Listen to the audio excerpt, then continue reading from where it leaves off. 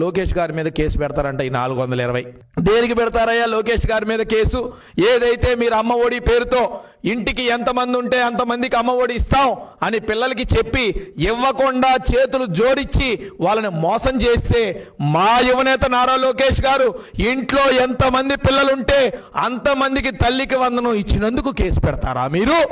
ఈరోజు ఐటీ శాఖ మంత్రిగా అనేక ఇండస్ట్రీస్ని ఆంధ్రప్రదేశ్ వైపు తీసుకొచ్చి ఆంధ్రప్రదేశ్ రాష్ట్ర జీడిపి పెంచుతున్నందుకు కేసు పెడతారా మీరు మా లోకేష్ గారి మీద?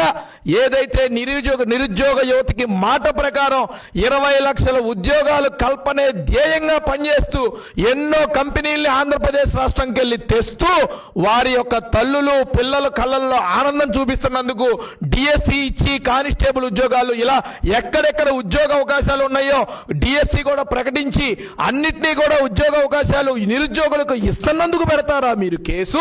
పేద పిల్లలు ఎవరైతే చిన్నవారు గవర్నమెంట్ స్కూళ్ళల్లో చదువుతున్నారో అటువంటి గవర్నమెంట్ స్కూల్ పిల్లల అత్యున్నతమైన ఉద్యోగ అవకాశాల కోసం మంచి విద్యాబోధనని నేర్పించి ఆ విద్యాబోధనతో పాటు మంచి మార్కులు వచ్చేలాగా వాళ్ళని తీర్చిదిద్ది ఈరోజు స్టేట్ పేపర్లో వారి ఫోటోలు వచ్చేలాగా వారిని తీర్చిదిద్దినందుకు పెడతారా మీరు కేసు?